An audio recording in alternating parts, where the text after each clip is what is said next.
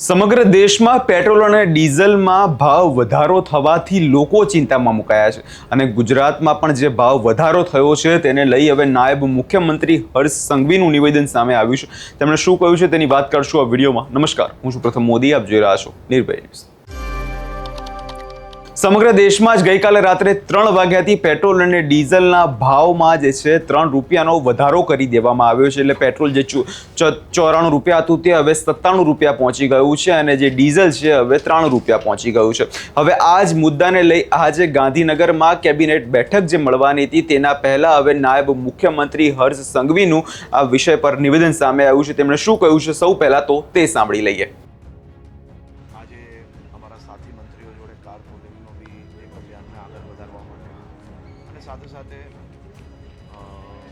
સંપૂર્ણ સુરક્ષાના વિષયો જ્યાર સુધી ધ્યાનમાં રાખીને એના સિવાયનું વધારાની જે કોઈ વ્યવસ્થાઓ છે એને મુક્ત કરવામાં આવી છે અને વધુ ગાડીઓનો કાફલો અને એ બધી જ વસ્તુઓને મુક્ત કરવામાં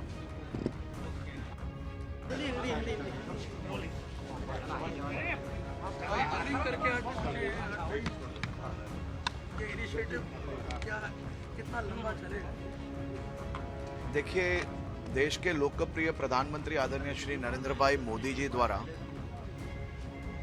देश हित में एक बहुत ही महत्वपूर्ण अपील करने आया है।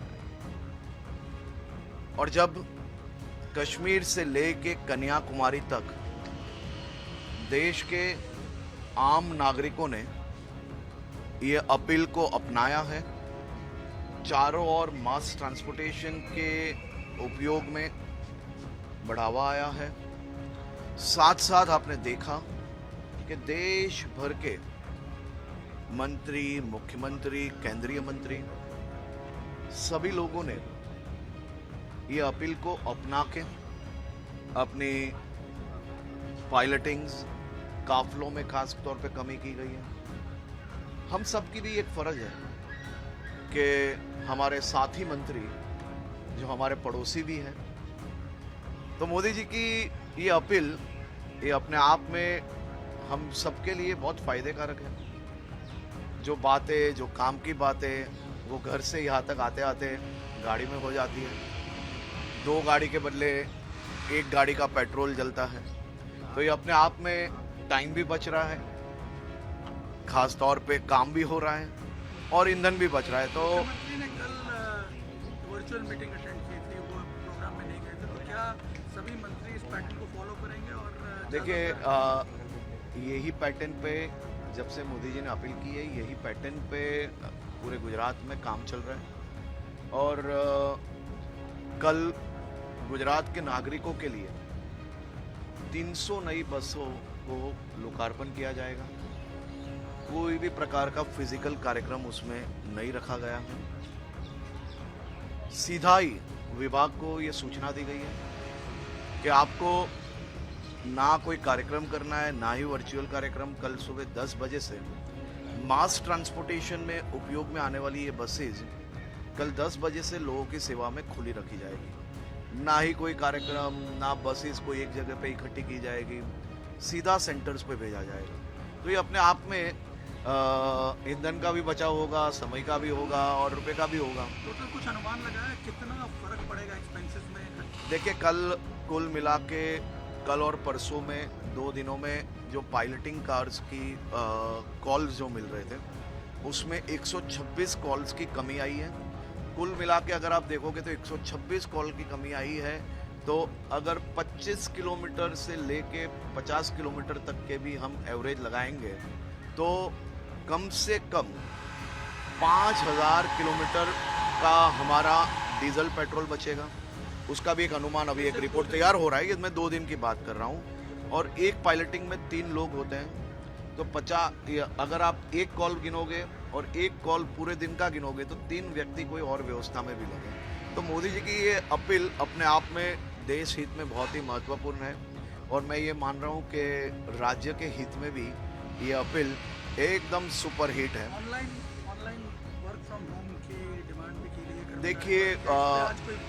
देखिए, ऑलरेडी मुख्यमंत्री जी के मार्गदर्शन में पहले ही दिन जब ये बैठकें बुलाई गई थी तभी ये सभी विषयों पे डिस्कशन भी हुआ और ख़ास तौर पे राज्य के गांधीनगर अहमदाबाद के बाहर से किसी भी व्यक्ति को गांधीनगर तक बैठकों में ना बुलाया जाए उसके लिए खास दबाव रखा गया है और साथ साथ जो बैठक वर्चुअल हो पाए ऐसी सभी बैठकों को वर्चुअल करने के लिए भी निर्देश दिए गए।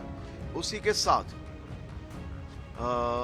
कार्यक्रम जो है उसमें खास तौर पे जो बैठकें फिजिकल कई बैठकें ऐसी होती है कि जिसको वर्चुअल ना किया जाए, लेकिन जो लोग बाहर के शहर से या दूर दराज से आते हैं उन पे टोटली रोक लगाई गई है कि उन्हें यहाँ वहाँ भागने की ज़रूरत नहीं है। लेकिन मैं खास तौर पे मेरे राज्य के सभी नागरिकों का आज आभार मानना चाहता हूँ जिस प्रकार से मास ट्रांसपोर्टेशन का उपयोग में आप सब लोग सपोर्ट कर रहे हो। हर शहरों को, हर इकाइयों को एवं राज्य के स्तर पे मास ट्रांसपोर्टेशन में सभी के लिए और बड़ी व्यवस्थाएं करने के लिए सरकार ने सभी विभागों को सूचना दी गई है। साथ साथ सरकार ने सरकारी अधिकारियों को भी कार पुलिंग के लिए दबाव डाला है। अहमदाबाद से बहुत बड़ी संख्या में लोग जब गांधीनगर आते हैं तो कार पुलिंग, कार शेयरिंग का कंसेप्ट हम सब लोग आगे बढ़ाए, उसके लिए भी प्रयास किया है। आभार।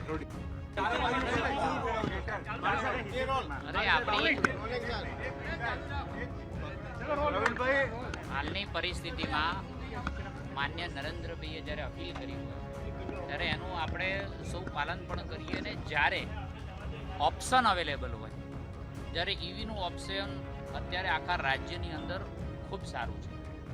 4 વ્હીલર હોય, 2 વ્હીલર હોય. 2 વ્હીલરની તો ઇન્ડસ્ટ્રી એટલી બધી બૂમિંગ થઈ છે અને એનો ઉપયોગ લોકો કરી રહ્યા છે. કાર્બન ઇમિશન પણ નથી થતું અને આપણે ફોસિલ ફ્યુલનો પણ બચાવ કરી શકીએ છીએ. એટલે આનો ઉપયોગ કરવો જોઈએ.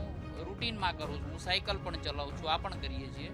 અને રાજ્ય સરકારે તો ઈવી પોલિસી પણ બનાવેલી છે. એની ઉપર આરટીઓ ટેક્સ માત્ર 6% આખા બધી જ વ્હીકલમાં ચાલતું, ત્યારે આના માટે 1% જ ચાલી રહ્યો છે. ત્યારે આનો વધુમાં વધુ ઉપયોગ કરવો જોઈએ. અને માન્ય નરેન્દ્રભાઈ જ્યારે પહેલ કરી હોય, રાજ્ય સરકાર જ્યારે પહેલ કરતી હોય, અનેક મંત્રીશ્રીઓએ જ્યારે પાયલોટિંગ લેવાની ના પાડી હોય, તો બચત કરવાનો આપણો જે સ્વભાવ છે એ આ રીતે પણ કરી શકો છો. મેં નિર્ણય એવો કરેલો છે કે આપણે 50% ઈવીનો ઉપયોગ પ્રવાસ દરમિયાન કરવો જોઈએ. અને જ્યાં પણ ચાર્જિંગ ઇન્ફ્રા ન હોય એના માટે પણ અમે હાલ ક્લાઇમેટ ચેન્જ ડિપાર્ટમેન્ટ અને એના દ્વારા વિચારી રહ્યા છીએ, જેથી કરીને વધુમાં વધુ ચાર્જિંગ ઇન્ફ્રા પણ વધે, જેથી કરીને કોઈ લોંગ પ્રવાસે કરવા ઈચ્છતો હોય તો પણ આ સારી રીતે કરી શકે.